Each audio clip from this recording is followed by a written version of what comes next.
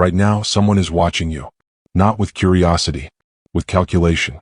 They're measuring your stride, noting your distractions, cataloging your patterns. Serial killers don't choose randomly. They follow 8 selection criteria refined through decades of FBI profiling and forensic psychology research.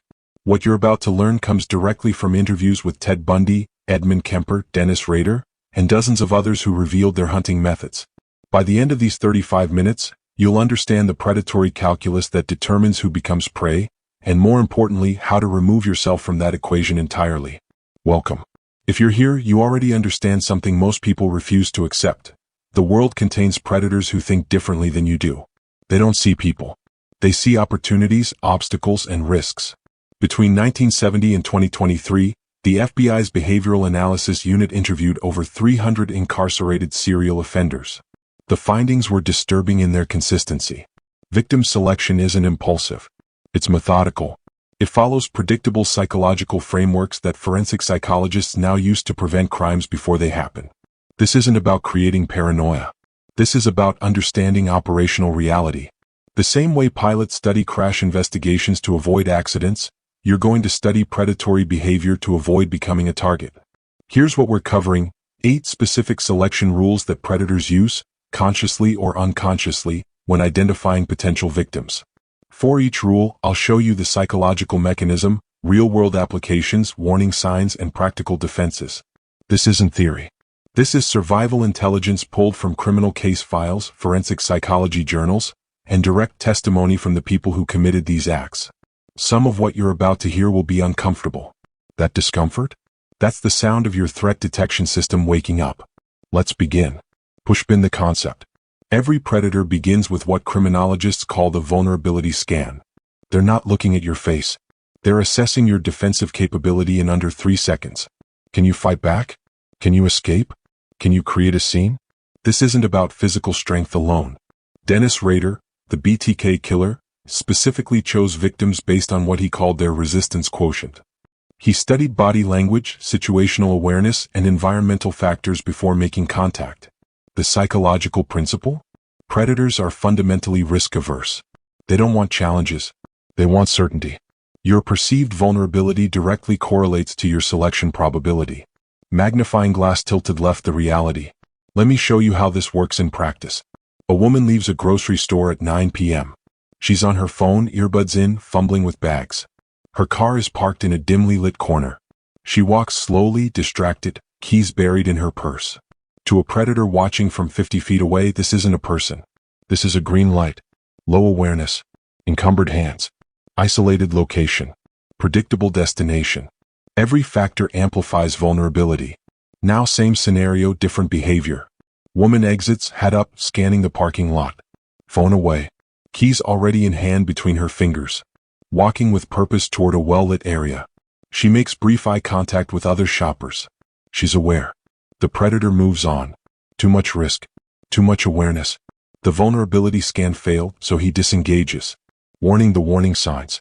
You're projecting vulnerability when your attention is completely absorbed by devices or thoughts, your hands are full or occupied, you're visibly impaired, intoxicated, injured, distracted. Your body language broadcasts uncertainty, hesitation, slow reactions, defensive posture. You're isolated without witnesses shield the defense. Situational awareness isn't paranoia. It's discipline. Practice the color code system developed by Jeff Cooper. Condition yellow. Relaxed alertness. You're not looking for threats. You're simply aware of your environment. Head up. Eye scanning. Purposeful movement. Master what security professionals call the hard target walk. Confident stride. Direct eye contact. Alert posture. Predators subconsciously filter for easy prey. When you broadcast capability, you disappear from their selection criteria. One more thing, visible awareness is your best weapon. When predators know you see them, you're no longer prey. You're a witness. Pushpin the concept. Predators operate on a simple mathematical principle. Opportunity equals isolation multiplied by time. They need you separated from help, and they need enough time to act without interruption. This is why Ted Bundy targeted women at lake shores, hiking trails, and parking lots during transition times, early morning or dusk. He wasn't just hunting. He was calculating isolation probability. The psychological mechanism? Predators conduct what's called a rescue horizon analysis. How long before someone notices? How far away is intervention? What's the likelihood of witness traffic? They're solving an equation where you're the variable. Magnifying glass tilted left the reality. Consider this pattern that appears in 73% of stranger abduction cases. The attack occurs during a transition, entering or exiting a vehicle, walking between locations, taking out trash, jogging alone. Why transitions? Because you're temporarily isolated during predictable moments. Your guard drops. You're focused on the task. And most critically, you're exactly where a watching predator expects you to be. Edmund Kemper explained this with chilling clarity. You watch their patterns. You learn when they're alone. Not if, when. Everyone is alone sometime. That's when they're yours. He wasn't describing impulse. He was describing field mathematics. Warning the warning signs. High-risk isolation scenarios. Walking alone after dark in low-traffic areas, first or last person in parking structures, routine solo activities at predictable times, taking shortcuts through isolated spaces, being alone during late-night errands. Shield the defense. Break predictability. Vary your routes and timing. Predators rely on pattern analysis. When you're unpredictable, you're unstudyable. Activate what security experts call temporal compression. If you must be isolated, minimize the duration. Move quickly. Stay alert. Have your phone accessible with emergency contacts on speed dial. Most importantly, trust your instinct about isolation. If a situation feels isolated, it is. That primitive threat detection exists for a reason. Your subconscious processes danger faster than your rational mind. When it screams, get out, listen. Rule number 3, the pattern dependency, 12 to 1600 hours, pushpin the concept. Humans are creatures of routine. We take the same routes, shop at the same times, park in the same spots. This predictability is comfortable. It's also exploitable. Forensic psychologists call this behavioral rhythms, and predators call it reconnaissance. They're not following you once. They're documenting your patterns over days or weeks, identifying the moments when you're most vulnerable and most predictable. The psychological principle? Predators hunt where prey appears. If you're predictable, you've essentially handed them your schedule. Magnifying glass tilted left the reality. Let me walk you through a real methodology. Dennis Rader would drive through neighborhoods during his trolling phases, noting houses, residents, and schedules. He'd return days later, same time, confirming patterns. Who left for work when? Who came home alone? When were houses empty? He called it project planning. Investigators called it victim stalking. The critical insight? He chose victims not because of who they were, but because of how predictable they were. Same principle applies in public spaces. A predator watching a gym parking lot for 3 consecutive Tuesdays notices. Same woman, same time, always on phone, always alone. That's not coincidence. That's pattern mapping. You might think you're invisible in your routine. You're not. You're data. Warning the warning signs. Your patterns are exploitable if you do the same activities at the same times weekly, you take identical routes without variation, you conduct late-night errands on predictable schedules, you park in the same isolated spot repeatedly, you're always alone during specific activities. Shield the defense. Introduce strategic randomization. Not paranoia, just variation. Take different routes home. Vary your schedule by 15 to 30 minutes. Park in different areas. Shop at different times. This isn't about living in fear. It's about breaking the pattern lock that predators depend on. Unpredictability destroys their planning advantage. Security professionals use the random interval technique. Alter one routine variable per week. Which route? Which time? Which location? Keep yourself unstudyable. And here's the critical shift. Awareness of your own patterns. Most people don't realize how predictable they are until they consciously track their movements for 1 week. Try it.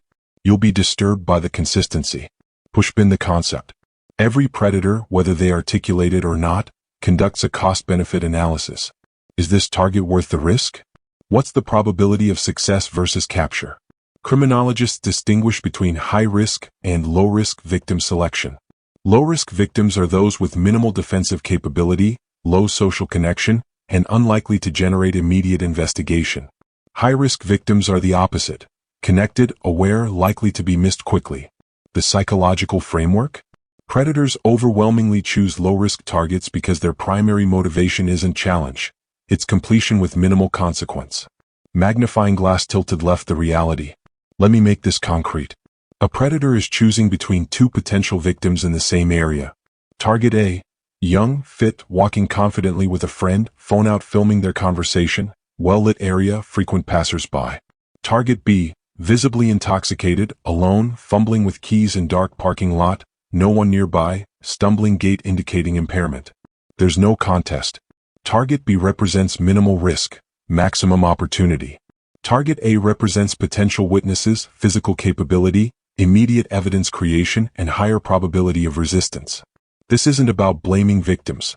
This is about understanding predatory logic. They're not brave. They're calculating. And they almost always choose the path of least resistance.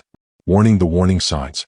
You become low risk when you're socially isolated with few close contacts, regularly alone in high-risk environments, impaired by substances or distraction, lacking confidence or assertiveness, training in transient situations where you won't be quickly missed. Shield the defense. Raise your risk profile. Make yourself expensive to target. Social connectivity. Predators avoid victims with strong social networks who'll be immediately missed. Check in with people. Share your location. Create accountability. Capability projection. You don't need to be dangerous. You need to appear capable.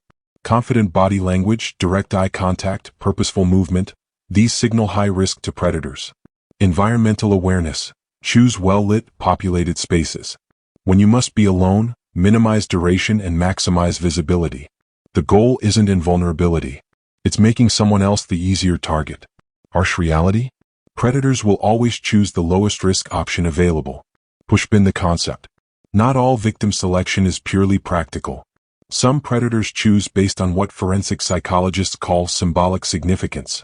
Victims who represent something psychologically meaningful to the offender. This is where we enter the realm of organized serial offenders. They're not hunting opportunistically. They're hunting archetypes. A specific age, appearance, demeanor, or characteristic that fulfills a psychological narrative they've constructed. The psychological principle? These predators are acting out internal scripts where victims represent figures from their past, objects of desire, resentment, or power fantasies. Magnifying glass tilted left the reality. Ted Bundy targeted young women with long dark hair parted in the middle. What? They resembled his former girlfriend who rejected him. He wasn't killing strangers. In his mind, he was destroying symbolic representations of his rejection. Edmund Kemper targeted female college students, specifically hitchhikers.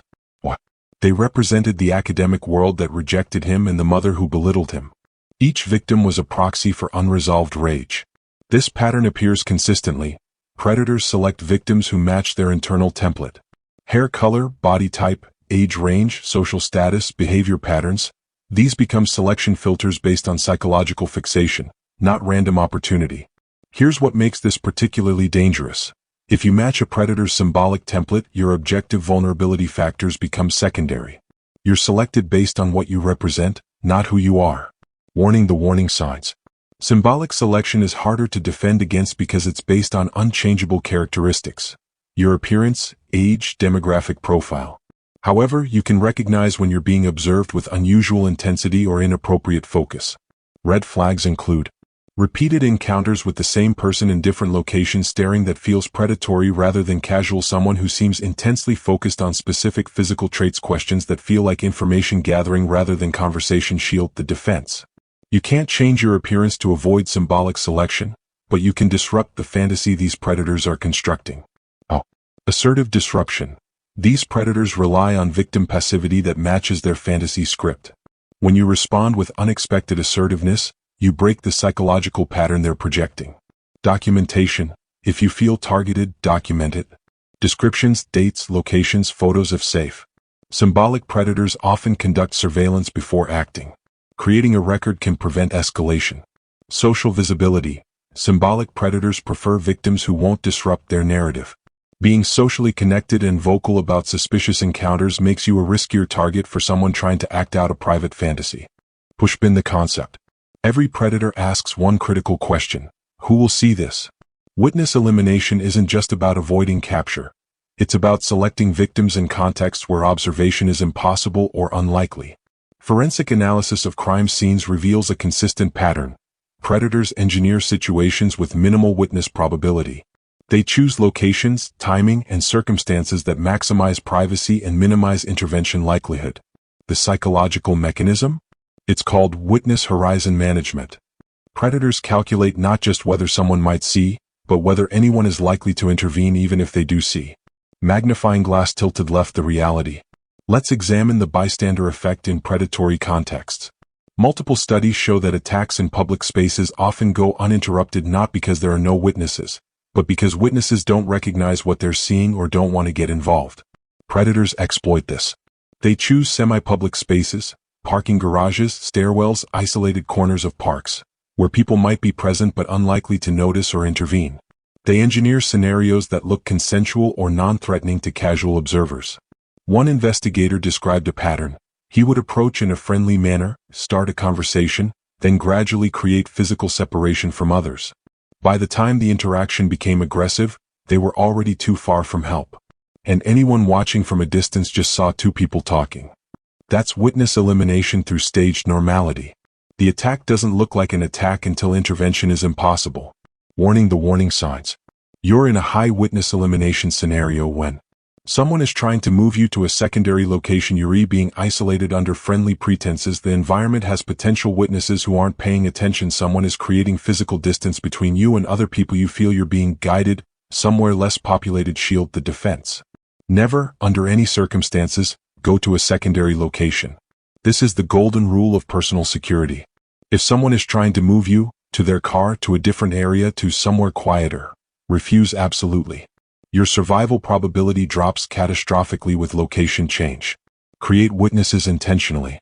If you feel uncomfortable, move toward people. Make noise. Ask for help explicitly. The bystander effect decreases dramatically when someone directly requests intervention. Master the verbal boundary. No. Back off. I don't know you. Loud. Clear. Public. This does two things. Alerts potential witnesses that something is wrong, and disrupts the predator's attempt to maintain a normal appearance. Remember, predators depend on your social conditioning to be polite and avoid scenes. Your safety is worth the discomfort of creating a scene. Pushpin the concept. Before committing to an attack, many predators conduct what security professionals call compliance testing. Small requests or boundary violations designed to assess how you'll respond to escalation. This is psychological reconnaissance. They're not asking for the time because they want to know what time it is. They're measuring your willingness to engage, your assertiveness, your boundary strength. The psychological principle? Predators are testing for what Gavin de Becker calls forced teaming or loan sharking, creating small obligations or false familiarity that make you feel you owe them continued interaction. Magnifying glass tilted left the reality. Ted Bundy famously used the injury ruse, approaching women with his arm in a sling, asking for help loading items into his vehicle. This wasn't just deception. It was a multi-stage compliance test. Stage 1. Will she engage with a stranger? Stage 2. Will she move toward my vehicle? Stage 3. Will she enter my control zone? Each compliance was a green light to escalate. More contemporary examples. Someone asks to use your phone, testing willingness to hand over your safety device, asks you to step aside to talk privately, testing isolation willingness, or offers unsolicited help that creates obligation, testing social compliance. You might think, I'm just being polite. They're thinking, she complies with small requests. She'll comply with bigger ones. Warning: the warning signs. You're being compliance tested when a stranger makes small requests that escalate. Someone creates artificial urgency or emergency. You feel obligated to continue an interaction you want to end. Someone ignores your first no and rephrases the request. You're being made to feel rude for setting boundaries. Shield the defense. Master the art of the hard no. Not sorry but just no. Full sentence. No justification needed. Predators exploit your need to explain or soften rejection. Don't give them that leverage. Recognize forced teaming. We're in this together. Let me help you. Don't be rude. I'm just being nice. These phrases create false intimacy and obligation. You owe strangers nothing. Trust the internal alarm that says, this feels wrong. Your subconscious is processing microsignals your conscious mind hasn't articulated yet. When you feel manipulated, you probably are. One critical insight from Gavin de Becker's research: the word no is a complete sentence. If someone doesn't accept your no, they're showing you they don't respect your boundaries. That's all the information you need. Pushpin the concept. Here's the rule most people don't know. The moment you show resistance, you've entered the critical decision point. Predators are now calculating whether to abort or escalate. Your response in this 5-second window often determines the outcome. Criminological research shows that victims who resist early and forcefully have significantly higher survival and escape rates than those who comply hoping for mercy. This contradicts common assumptions, but the data is clear. Resistance works. The psychological principle? Most predators are fundamentally cowards. They want easy completion, not confrontation. When you make yourself expensive, physically, temporally, or socially, many will disengage. Magnifying glass tilted left the reality. The FBI's research on resisted attacks shows a fascinating pattern. In approximately 86% of attempted abductions where victims screamed, fought, and ran immediately, the predator abandoned the attempt. Not because the victims overpowered them, but because they introduced too much risk. One survivor described her experience. He grabbed my arm. I screamed louder than I've ever screamed, scratched his face, and ran toward people. He let go immediately and walked away quickly. Later, police told me he'd been stalking the area for weeks. I wasn't special. I was just too much trouble. That's the critical insight. You don't need to win a fight. You need to become a problem. Noise attracts attention. Fighting creates evidence. Running creates witnesses. All of these factors increase the predator's risk exponentially. Contrast this with compliance, which predators depend on. He said he had a weapon. I didn't want to make him angry. That's the script they rely on, your fear-based calculation that compliance increases survival. Sometimes it does. But often it just makes their job easier. Warning: the warning signs. You're at the resistance decision point when someone has initiated physical contact without consent. You're being moved against your will. Verbal boundaries have been ignored. You feel your life is in immediate danger. Fight, flight, or freeze response is activating shield the defense. Make the decision now before you need it. If someone tries to force you anywhere, you will resist immediately, loudly, and violently. Don't wait to assess. Don't try to de-escalate. React. Your weapons: voice, scream, fire, not help. People respond faster. Environment: throw things, create obstacles. And commitment: half resistance invites escalation. Total resistance creates shock and opportunity. Target vulnerable areas: eyes, throat, groin, knees. You're not trying to win. You're trying to create an opening to escape. The moment you have one, run toward people and noise. One final critical point from security research. Victims who decide in advance that they will resist are significantly more likely to do so effectively in the moment. Visualization matters. Mental rehearsal matters. Decide now what you'll do so you don't have to think when seconds count. Let's bring this together. You now understand the 8 selection rules predators use. The vulnerability scan, isolation calculation, pattern dependency, risk-reward analysis, symbolic selection, witness elimination, compliance testing, and the resistance decision point. None of this is about living in fear. It's about living with awareness. There's a profound difference. Predators operate in the space between your awareness and your vulnerability. When you close that gap, when you become hard to study, difficult to isolate, and expensive to target, you effectively remove yourself from their selection criteria. They don't overcome obstacles. They find easier prey. Remember the opening? Someone is always watching. But now you know what they're looking for. And more importantly, you know how to deny them what they need: vulnerability, predictability, compliance, and opportunity. Your best weapon isn't a device or a technique. It's the space between your ears. Situational awareness, pattern disruption, boundary enforcement. These aren't skills you're born with. They're disciplines you practice. One final thought from the case files. Every survivor who successfully escaped an attempted attack described the same moment. The instant they decided they were not going to be a victim. Not when they won the fight. When they decided to fight. That decision? Make it now. Because if you wait until you need it, you're already behind. If this changed how you see the world around you, share it. Awareness is contagious. And in this context, that's a very good thing. Subscribe if you want more forensic psychology analysis that might save your life. And remember, the predator's greatest advantage is that you don't know how they think. Now you do. Stay aware. Stay safe. And never apologize for trusting your instincts.